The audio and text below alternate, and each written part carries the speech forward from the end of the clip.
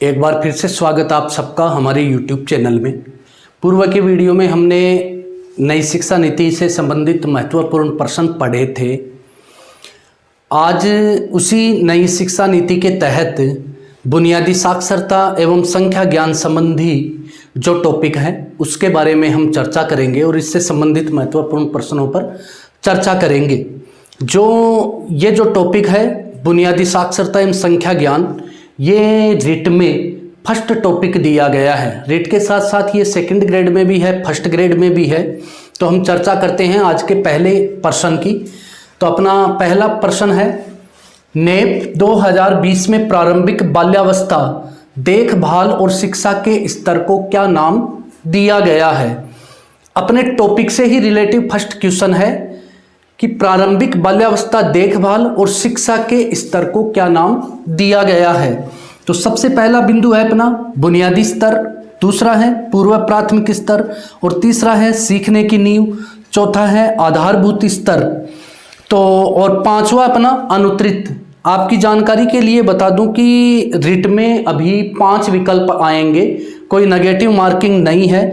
लेकिन आप कोई क्वेश्चन नहीं करते हो और उसका जवाब नहीं देते हो तो यदि आप 10% से ज़्यादा ऐसे क्वेश्चन कर देते हैं तो नेगेटिव मार्किंग की संभावना है। इसलिए जिसका आप उत्तर नहीं देना चाहते उसमें आप ई वाले कॉलम को काला करें। और नेगेटिव मार्किंग नहीं है इसलिए आपको नहीं भी आए, क्या पता आपका सही हो जाए, तो 4 विकल्पों में से ही एक विकल्प चुनने का प्रयास करें। तो अपने प्रश्न में इसमें हम देखें तो अपना सी वाला विकल्प है वो राइट होगा। क्यों? क्योंकि आपको मैं बताऊं कि नेप 2020 में कुल 27 अध्याय हैं और 4 भाग हैं। इसमें जो पहला अध्याय है उसका नाम ही ये रखा गया है प्रारंभिक बाल्यावस्था देखभाल और शिक्षा, जिसे नाम दिया गया है सीखने की नींव।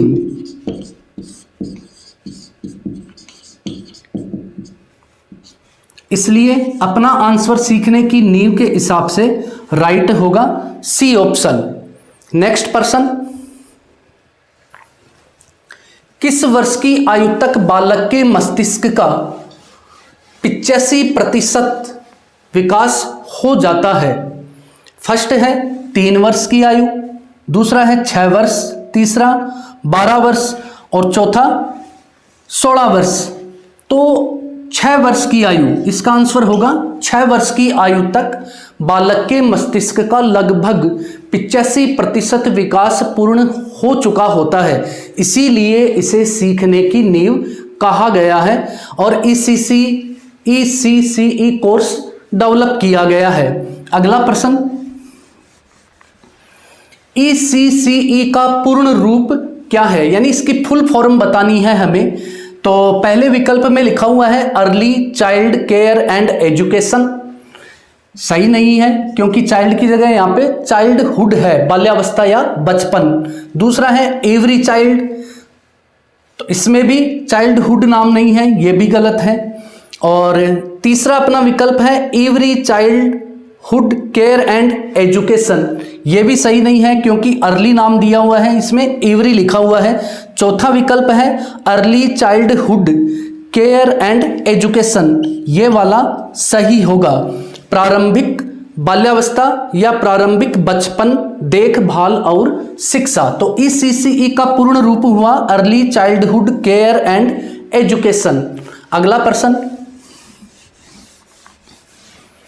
ECCE शिक्षा व्यवस्था में मुख्य रूप से शामिल है।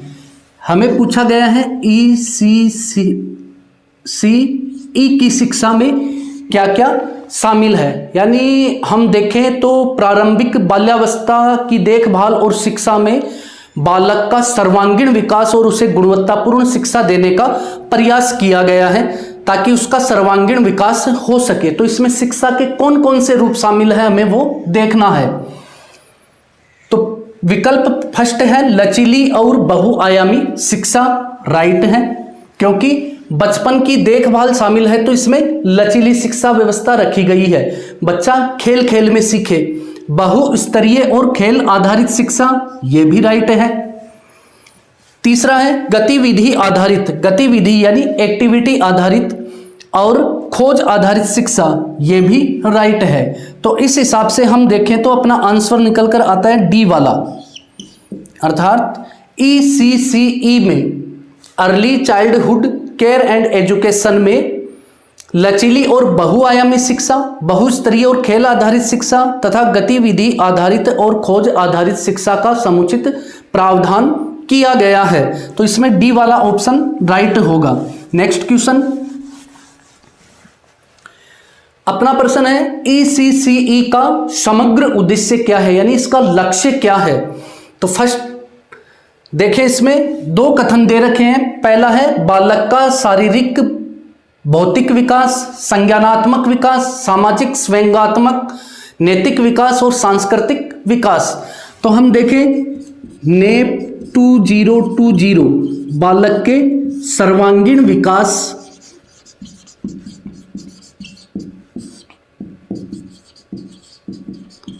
के साथ साथ गुणवत्ता युक्त शिक्षा भी प्रदान करने का प्रावधान करती है। साथ ही ये भारत की समृद्ध संस्कृति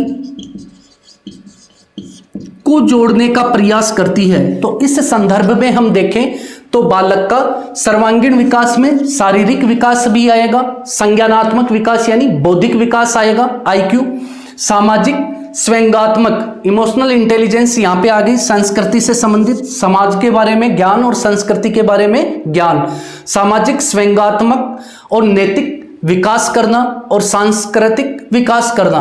तो ये राइट है। दूसरा है आपसी संवाद के लिए प्रारंभिक भाषा साक्षरता और संख्यात्मक ज्ञान के विकास में अधिकतम परिणामों को प्राप्त करना। तो जैसे हमने पहले वाले वीडियो में भी हमने पढ़ा था कि संख्या बुनियादी ज्ञान और बुनियादी साक्षरता और संख्यात्मक ज्ञान, जोड़ना घटाना गुणा करना भाग करना। तो इसमें संख्यात्मक ज्ञान दिया हुआ है और भाषा का विकास दिया हुआ है, तो ये भी राइट है। अब विकल्प देखते हैं, केवल एक कथन एक सही है, नहीं, क्योंकि दोनों सही है। केवल कथन दो सही है, नहीं, दोनों सही है। सी कथन एक व दो दोनों सही नहीं है, वहां पे देखें सही नहीं है, यह भी गलत है क्योंकि दोनों सही है। तो डी वाला ऑप्शन कथन एक व दो दोनों सही है, अर्थात ECCE का जो पाठ्यक्रम है या जो एजुकेशन का स्ट्रक्चर है वह बालक के शारीरिक भौतिक संज्ञानात्मक सामाजिक स्वयंगात्मक नैतिक और सांस्कृतिक विकास को सुनिश्चित करता है, साथ ही उसके प्रारंभिक भाषा साक्षरता और संख्यात्मक ज्ञान के विकास में भी अधिकतम सहयोग प्रदान करता है, इसलिए दोनों विकल्प सही होंगे। अगला प्रश्न,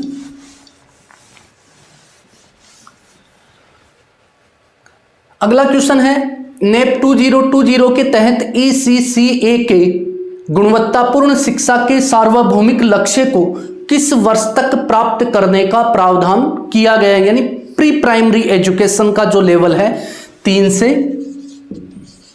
8 वर्ष तक के बालकों की शिक्षा जो है, बच्चों की शिक्षा, इसके लिए ECCE का प्रावधान है। तो ये यानी 3 से 8 वर्ष तक के बच्चों की जो प्रारंभिक शिक्षा है वह किस वर्ष तक प्राप्त करने का लक्ष्य रखा गया है, ये हम पूर्व में भी चर्चा कर चुके हैं। तो सीधा सीधा 2030 तक इसका आंसर होगा 2030। अगला प्रश्न, ECCE के अंतर्गत 0 से 8 वर्ष तक के बच्चों की शिक्षा हेतु पाठ्यक्रम तैयार करने वाली संस्था कौन सी है। तो यहाँ पे हम पहले भी देखें तो ये कॉमन प्रश्न है, क्योंकि पूर्व में भी जो NCF 2005 था या पूर्व में भी ऐसे बहुत क्वेश्चन आए हैं कि कक्षा 1 से 8 तक का पाठ्यक्रम कौन तैयार करता है, बोर्ड कक्षाओं का कौन करता है। तो यहाँ पे पाठ्यक्रम की बात हो रही है। जो ECCE का पाठ्यक्रम है इसे तैयार करने वाली संस्था NCTE national council for teacher education, यानी ये शिक्षक शिक्षा के पाठ्यक्रम और मानदंड का निर्धारण करती है। नेक्स्ट है CTE, तो कॉलेज फॉर टीचर एजुकेशन, उसमें भी टीचर एजुकेशन आ रहा है। तो A और B विकल्प दोनों किसके लिए हो जाएंगे? शिक्षक शिक्षा के लिए। अगला है NCERT और D में है SCERT। तो NCERT ये राष्ट्रीय स्तर की संस्था है और SCERT स्टेट लेवल की संस्था है। और NAP 2020 भारत सरकार द्वारा पारित की गई है। तो समान शिक्षा प्रणाली लागू करने के लिए वर्तमान समय में भी पूरे देश से NCERT का ही पाठ्यक्रम लागू है। तो ECCE का पाठ्यक्रम राष्ट्रीय स्तर की संस्था NCERT द्वारा तैयार किया जाएगा। तो ये C वाला आंसर सही होगा। नेक्स्ट क्वेश्चन,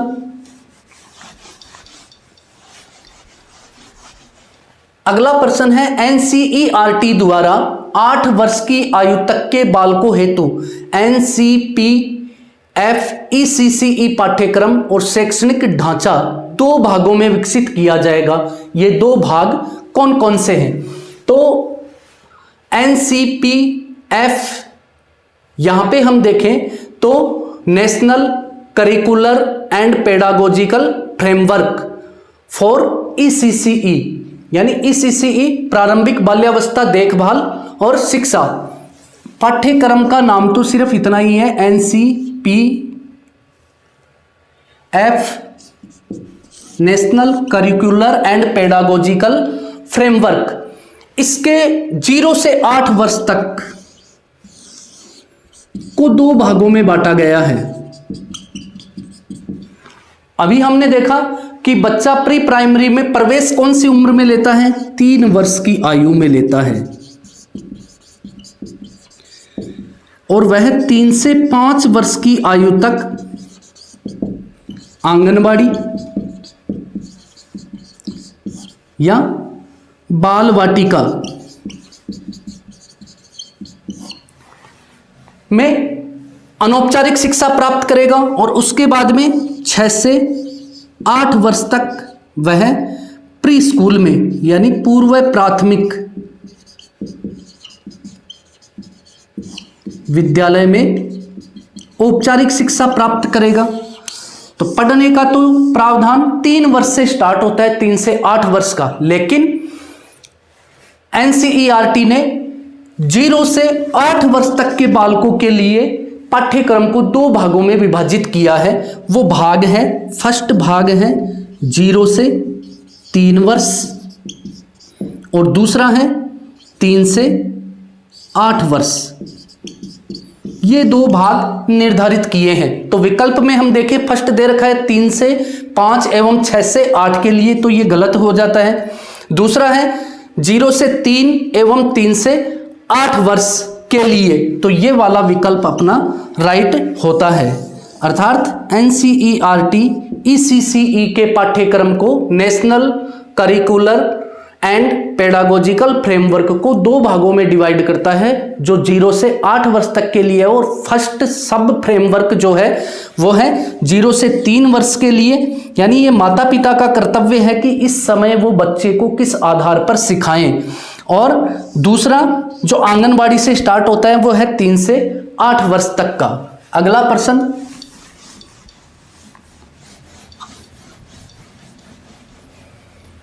नेक्स्ट क्वेश्चन है NAP 2020 के अनुसार ECCE से संबद्ध संस्थानों में कौन कौन शामिल है? ECCE पाठ्यक्रम जो है वो मुख्य रूप से 3 से 8 वर्ष की आयु तक के बच्चों के लिए है। यहां पे तो इससे संबंधित हमें संस्थाएं देखनी है। विकल्प ए आंगनबाड़ी केंद्र और पूर्व प्राथमिक विद्यालय। यहां पे कौन सी शिक्षा है? पूर्व प्राथमिक शिक्षा है। और पूर्व प्राथमिक शिक्षा के केंद्र कौन कौन से हैं? 1 नंबर पे आंगनबाड़ी है, जिसे बाल वाटिका भी बोल सकते हैं।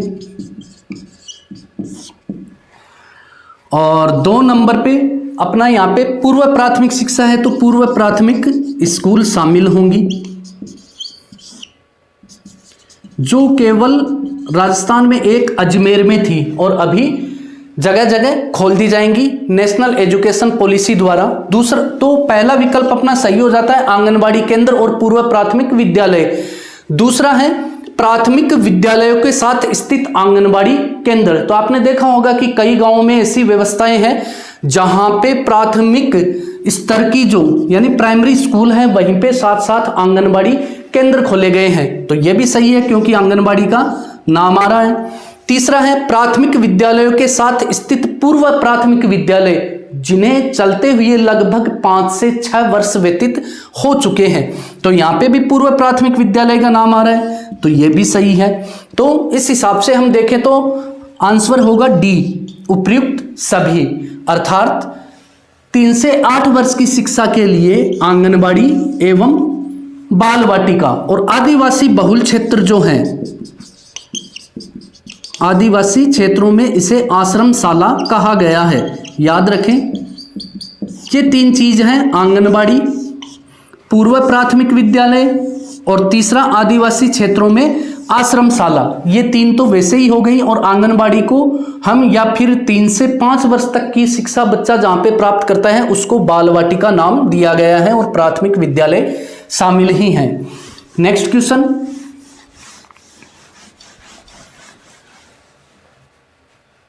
नेप 2020 के अनुसार पूर्व प्राथमिक शिक्षा 3 से 6 वर्ष की आयु तक की शिक्षा के केंद्र कौन कौन से हैं? तो इसमें पहला है आंगनबाड़ी और पूर्व प्राथमिक विद्यालय, ये अभी हमने पढ़ा है तो सही है। 3 से 6 वर्ष की यहां तक पूछी है, 6 से 8 तक की नहीं, इसलिए आंगनबाड़ी और पूर्व प्राथमिक विद्यालय। दूसरा है बाल वाटिका और आश्रमशाला जिसके बारे में हमने चर्चा की है। तो वहां पे पहले वाले विकल्प में आप देखें कि पूर्व प्राथमिक विद्यालय जो है उनमें कक्षा फर्स्ट से शिक्षा प्रदान की जाती है, यानी कक्षा फर्स्ट और सेकंड, लेकिन साथ में आंगनबाड़ी भी लिखा हुआ है। और हमने ये भी पढ़ा था ऐसे प्राथमिक विद्यालय जहां पे पूर्व में प्राथमिक विद्यालय है या फिर आंगनबाड़ी केंद्र संचालित हैं, तो ये वाला भी राइट होगा। और बाल वाटिका और आदिवासियों में इसे, आदिवासी क्षेत्रों में इसे क्या नाम दिया गया है? आश्रमशाला। तो दोनों सही है। ए विकल्प में दे रखा है केवल कथन 1 सही है, नहीं, क्योंकि कथन दोनों सही है। बी बोल रहा है केवल कथन 2 सही है, तो यह भी गलत है। क्यों? क्योंकि फर्स्ट भी सही है। सी कथन 1 व 2 दोनों ही सही नहीं है, यह भी गलत है। तो अपना आंसर होगा डी, कथन 1 व 2 दोनों सही हैं। अगला प्रश्न, निम्नलिखित में से ECCE के पाठ्यक्रम की आयोजना और क्रियान्वयन हेतु उत्तरदायी संस्थान में शामिल नहीं है, यानी कौन सी संस्था इसमें शामिल नहीं है? पहले तो हम देखें ECCE का पाठ्यक्रम। अब प्रश्न पूछ क्या रहा है? पाठ्यक्रम की आयोजना यानी योजना बनाना और इसे क्रियान्वयन यानी लागू करने के लिए उत्तरदायी संस्थाएं। तो सबसे पहले तो इसकी आयोजना बनाने और लागू करने के लिए जो मोस्ट संस्थान है वो है MOE यानी शिक्षा मंत्रालय, भारत सरकार, जिसका पूर्व में नाम क्या था? MHRD। और अभी भी लोकल लैंग्वेज में समझने के लिए हम इसे MHRD बोल सकते हैं, यानी ministry of human resources development, मानव संसाधन विकास मंत्रालय।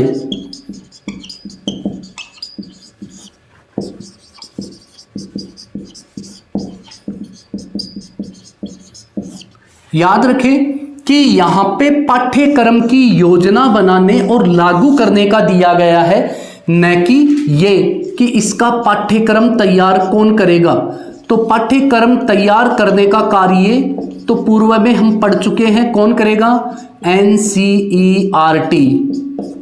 तो ये तो पाठ्यक्रम तैयार करती है, पाठ्यक्रम की योजना बनाने का प्रमुख कार्य है वो शिक्षा मंत्रालय भारत सरकार द्वारा किया जाएगा या मानव संसाधन विकास मंत्रालय द्वारा किया जाएगा। अब इसके साथ और कौन कौन सी संस्थाएं हैं, तो मानव संसाधन विकास मंत्रालय एवं महिला और बाल विकास विभाग, यहां पे देखो महिला और बाल विकास विभाग यानी बच्चों के लिए, तो ये राइट है, ये दोनों संस्थाएं शामिल हैं। दूसरा विकल्प है स्वास्थ्य और परिवार कल्याण मंत्रालय, ये भी राइट है क्योंकि ये भी ईसीसीई के पाठ्यक्रम बनाने के लिए एक उत्तरदायी संस्थान है। तीसरा है जनजातीय कार्य मंत्रालय, ये भी शामिल है। और चौथा है एनसीईआरटी, ये वाला शामिल नहीं है क्योंकि एनसीईआरटी पाठ्यक्रम तैयार करने का कार्य करती है, न कि पाठ्यक्रम की योजना बनाती है और इसे लागू करती है। लागू करने का प्रावधान मुख्य रूप से एमओई का है, यानी शिक्षा मंत्रालय भारत सरकार या एमएचआरडी मंत्रालय का है। तो इसमें इंपॉर्टेंट क्वेश्चन है कि ईसीसीई के पाठ्यक्रम की आयोजना यानी योजना बनाने, प्लानिंग करने और उसे लागू करने के लिए उत्तरदायी संस्थान जो है वो मुख्यतः 4 हैं। पहला है मानव संसाधन विकास मंत्रालय एमएचआरडी और महिला और बाल विकास विभाग। तीसरा है स्वास्थ्य और परिवार कल्याण मंत्रालय और अगला है जनजातीय कार्य मंत्रालय। अपने बाल्यावस्था देखभाल और शिक्षा से संबंधित जो चैप्टर है उसमें जो सबसे इंपॉर्टेंट प्रश्न जो तैयार किए गए हैं वो 11 क्वेश्चन बनते हैं जो आपके लिए निश्चित ही लाभदायी होंगे।